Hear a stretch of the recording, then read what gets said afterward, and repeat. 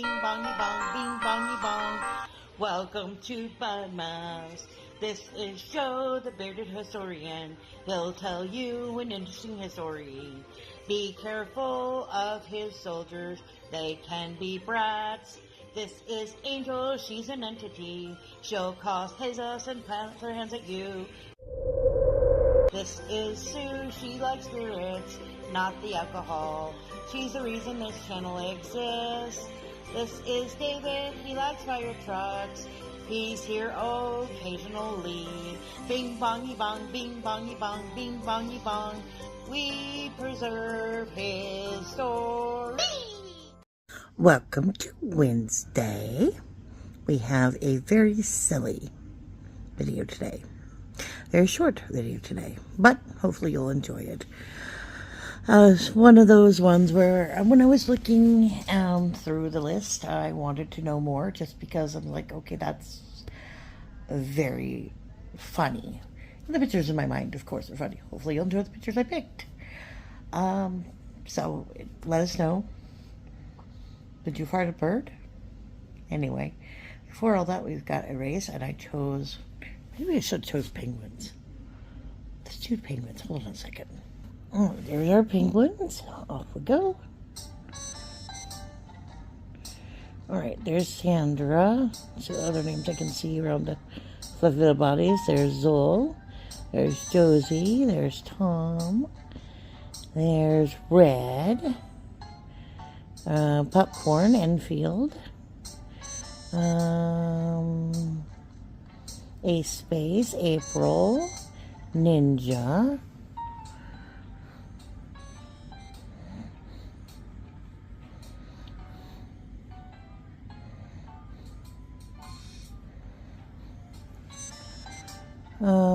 Archie.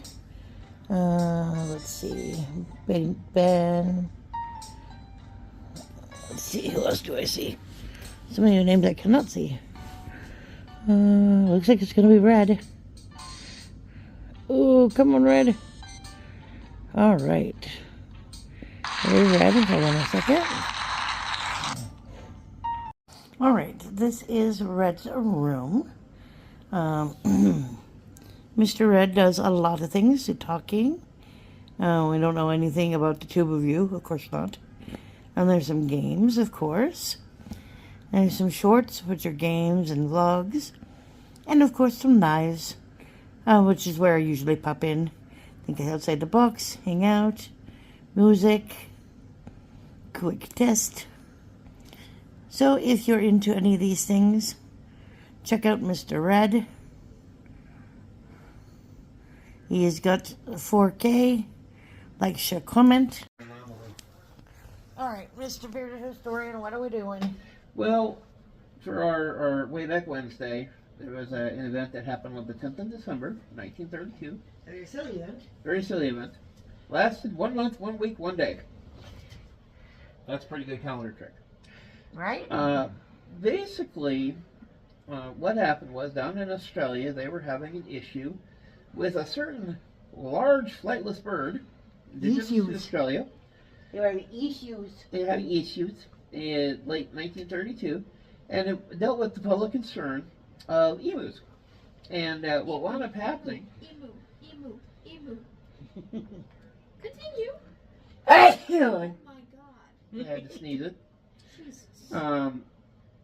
Apparently what was going on is that these birds were destroying crops in the Campion district in the wheat belt of Western Australia.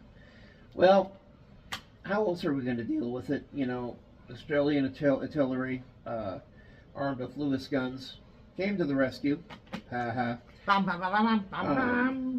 And, you know, to paint the full picture, after World War I, a large number of these discharged veterans who had served in the war were given land by the Australian government to take up farming within Western Australia.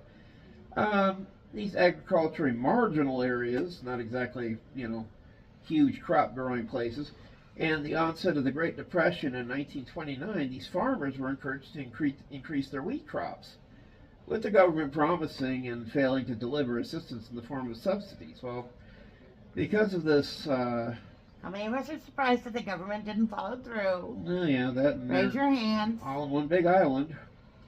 But the situation would intensify when the arrival of approximately 20,000 emus showed up from their migration pattern during breeding season, heading to the coast from the inland regions. While this cleared land and additional water supplies being made available for livestock by Western Australian farmers, the emus found the cultivated lands were good habitat. I mean, I agree with them. Yeah. It's all right set up for them. And so they began to foray into the farm territory. In particular, this marginal farming land around Chandler and Wollongong. The emus would consume and spoil the crops and left large gaps in fences where rabbits could enter and cause further problems. So, having a field day with the farms. Well, farmers turned Emus around. do not believe in fences. No, fences are outlawed. They relayed their concerns about the birds ravaging their crops, and the deputation of ex-soldiers were sent to meet with the Minister of Defense, Mr. Sir George Pierce. Now, having served in World Excuse War... me, sir. I'd like to complain about some birds. It's a big bird over here with a beak. Having served in World War I, soldier settlers well aware of the effectiveness of machine guns. Were they? Apparently, and they requested deployment. Well, this minister readily agreed, although with conditions attached. The guns were to be used by military personnel, troop transport was to be financed by the Western Australian government, and the farmers would provide food, accommodation, and payment for the ammunition. Pierce also supported the deployment on the grounds that the birds would make good target practice. Well, I'm sure. Yeah, I'm sure they'll just line up for you. Well, it has also been argued that some of the government may have viewed the operation as a way to be seen to be helping the Western Australian farmers as well to stave off the Nazi and secession movement. Towards an end, a cinematographer from Fox Movietone was enlisted. Well, that seems smart. Yeah, so basically you got two sides. Birds versus silly soldiers. Yes, and this is like a great war. Well, military involvement was due to begin actually in October 1932. The war was conducted under the command. Now, this guy has got one of the longest names I can think of. This was under the command of Major Gwynedd Purves Wynne Aubrey Meredith. I like the purse part. Purves, yes, very pervy. Of the Royal Australian Artillery, 7th Heavy Artillery. Heavy artillery against birds. How could this possibly go wrong? With Meredith commanding the soldiers, Sergeant S. McMurray and Gunner J. O'Halloran, he was armed with 2 Lewis guns and 10,000 rounds of ammunition.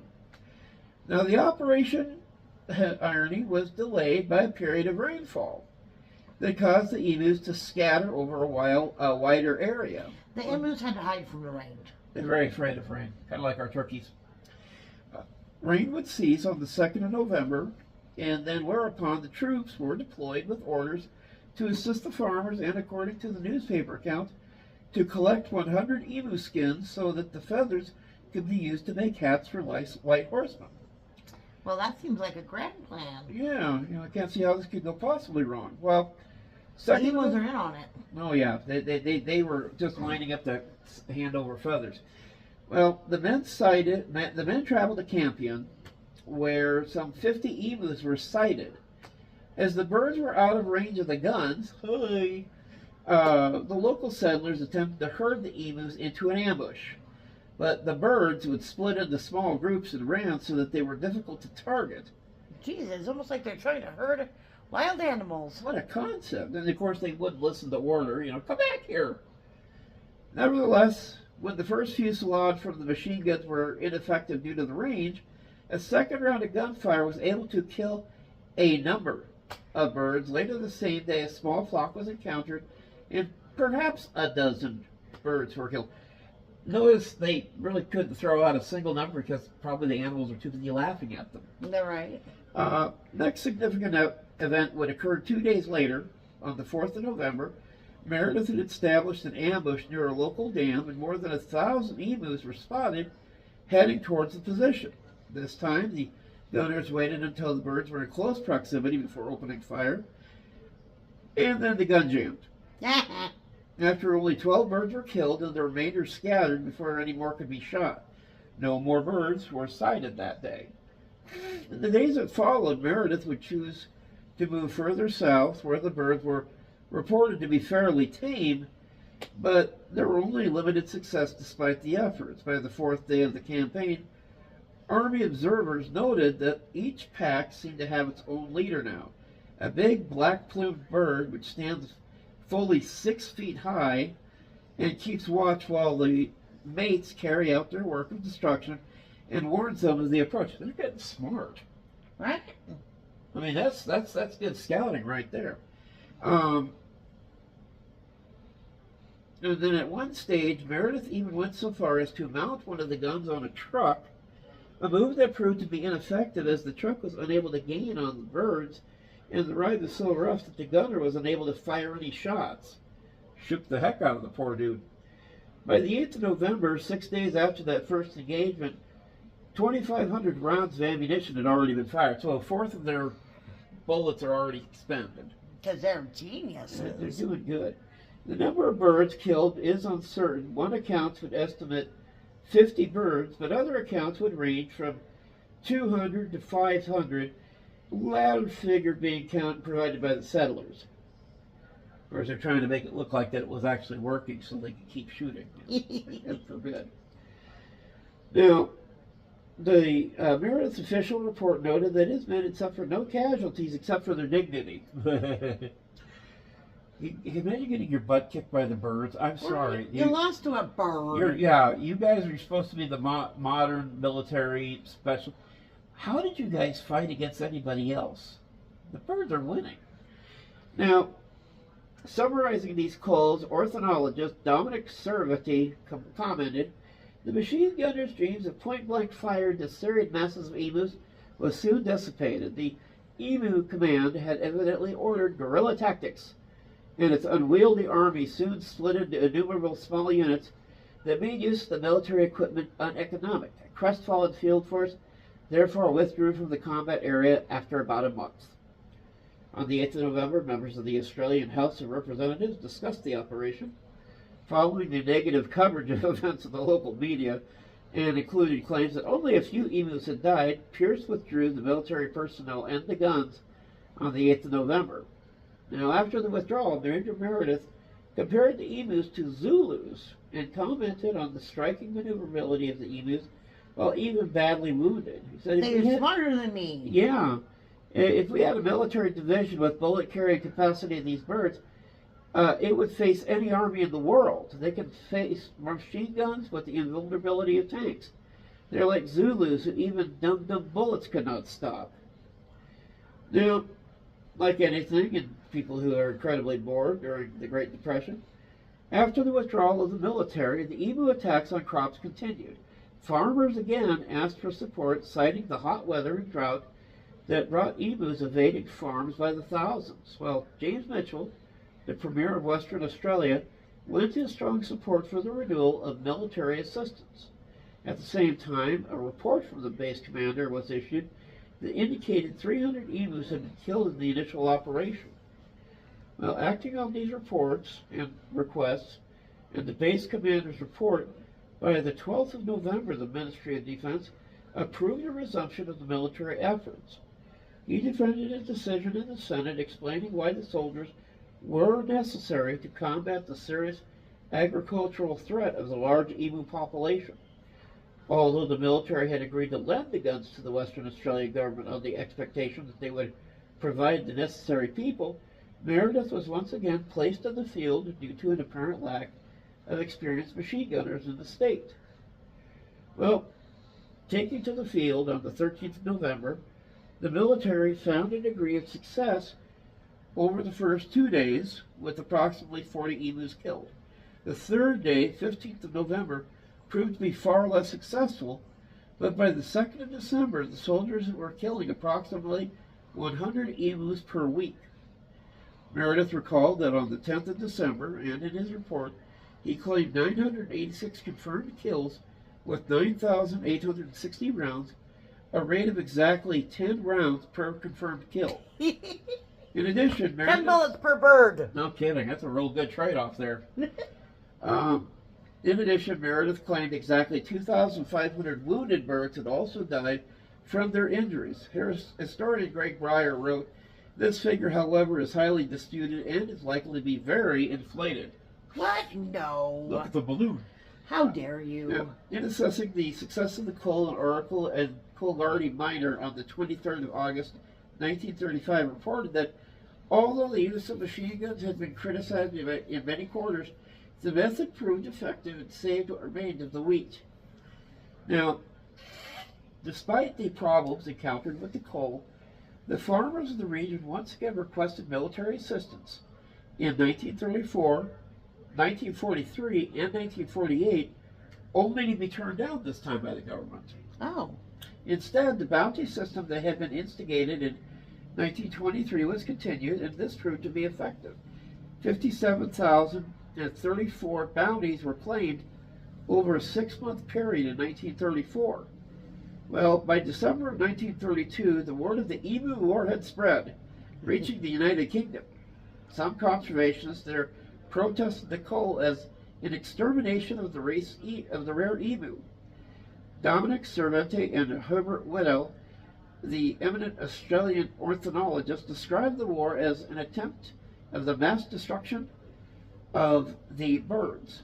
Throughout 1930 and onward, an exclusion barrier fencing had become a popular means of keeping emus out of the agricultural areas, including other vermin like dingoes and rabbits.